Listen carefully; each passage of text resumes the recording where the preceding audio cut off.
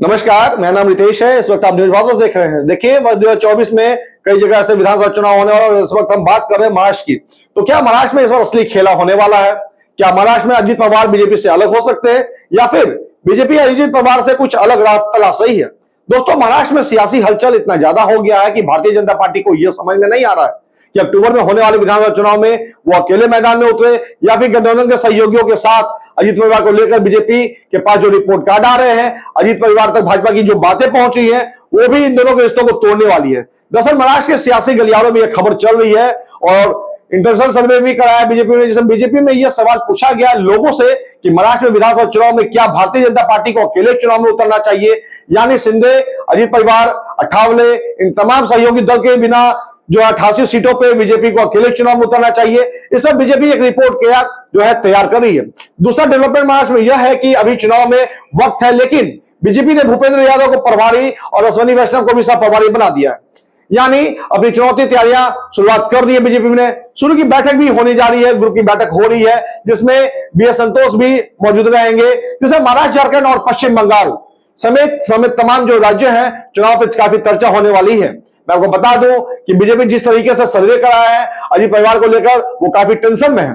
BJP अकेले अगर चुनाव लड़ती है तो अजित परिवार और शिंदे क्या करेंगे? दरअसल बीजेपी के सोर्स से यह खबर आ रही है कि अजित परिवार अब भारतीय जनता पार्टी को जो है बोझ लगने लगे हैं।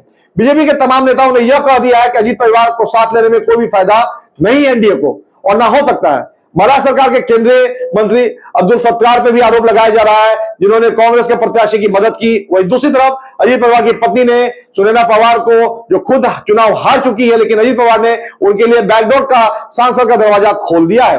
राज्यसभा सांसद भेजने के बाद यह ऐलान कर दिया था कि दरअसल बीजेपी ने अजित परिवार को कैबिनेट मंत्री का पद ऑफर ना करके राज्य मंत्री का पद ऑफर किया था, जिसे अजित परिवार ने तब एक्सेप्ट नहीं किया। लेकिन आज की तारीख में खबर यह भी आ रही है कि अजित परिवार यह चाहते हैं कि उनकी पत्नी को राज्यसभा सदस्य बने रहना चाहिए, सुनीता पवार उनको राज्य मंत्री बना दिया जाए, लेकिन अब बीजेपी पवार को राज्य मंत्री देने में हिचकिचा रही है।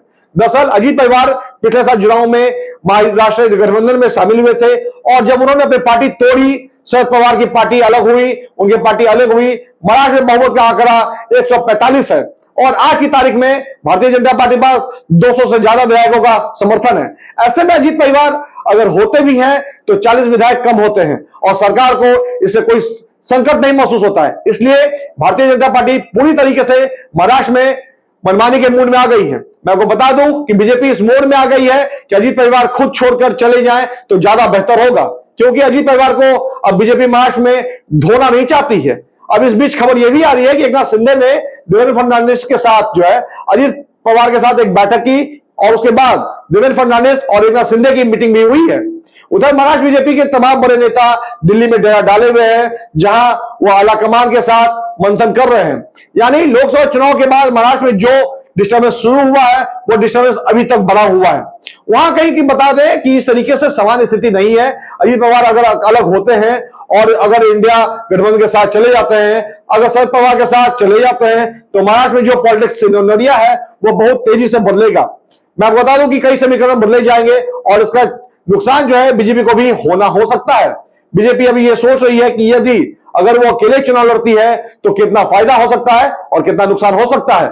दरअसल बीजेपी को यह पता चला है कि अजित परिवार के साथ लेने में कोई फायदा हुआ नहीं, उल्टा उनको नुकसान पहुंच चुका है, क्योंकि अजित परिवार महाराष्ट्र में लोकप्रिय नेता उतना है नहीं। उनको साथ लेकर बीजेपी ने बहुत बड़ी गलती कर दी है। मैं आपको बता दूं कि महाराष्ट्र में इंडिया गठबंधन 30 सीटों पर चुनाव जीत गया है, जबकि बीजेपी और उसका जो तमाम सहयोगी दल है, जिनमें शिंदे गुट, अजित परिवार, यह महाराष्ट्र सीटों पर सिमट गए। यानी बीजेपी को उत्तर प्रदेश के बाद महाराष्ट्र में बहुत बड़ा झटका लगा है। मैं आपको बता दूं कि अब कहा यह भी जा रहा है, एकनाथ शिंदे भी यह बात कह चुके हैं कि अजित परिवार की तरफ से भी कहा गया है कि नुकसान धार से कई सीटों पर नारे किए गए थे, 400 पार का जो है मजबूती से लड़ेंगे, लेकिन क्या जिस तरह से यूपी में चुनाव बीजेपी ने हारा है तो उसको लेकर के भी क्या महाराष्ट्र के लोग जिम्मेदार है? मैं आपको बता दूं कि महाराष्ट्र में बीजेपी के तमाम सहयोगी दलों और बीजेपी बीच में काफी खटपट शुरू हो चुकी है और यह खटपट कब खत्म तक रहेगी इसका कहना अभी कोई सुनिश्चित नहीं है। क्या गठबंधन बिखर जाएगा और क्या महाराष्ट्र में बीजेपी को अकेले चुनाव लड़ना पड़ेगा? ऐसे में इंडिया गठबंधन ने ऐलान कर दिया है कि मजबूती के साथ एकजुट होकर विधानसभा के चुनाव लड़ेंगी। यह भी भारतीय जनता पार्टी के लिए एक बड़ी टेंशन है। तो मैं आपको बता दूं कि महाराष्ट्र में क्या कुछ होने वाला है। आखिर अजीत परिवार अलग हो जाएंगे क्या, एकनाथ शिंदे अलग हो जाएंगे क्या, भारतीय जनता पार्टी अकेले चुनाव लड़ेगी, इन खाली खटपटियों से ज्यादा और टेंशन काफी भारतीय जनता पार्टी के लिए बढ़ता नजर आ रहा है। मैं आपको बता दूं कि ये जो तमाम बातें मैंने आपको बताया है, इसके बाद अभी हाल में विधानसभा चुनाव महाराष्ट्र में भी होने वाले हैं, जहां बीजेपी जो है चाह रही है कि अकेले चुनाव लड़े और अकेले बहुमत हासिल करे। काफी कुछ देखने को आगे मिलेगा। फिलहाल ऐसे ही रोचक तथ्यों के लिए जुड़े रहे हमारे साथ। मैं तस्वीर को निर्वाचक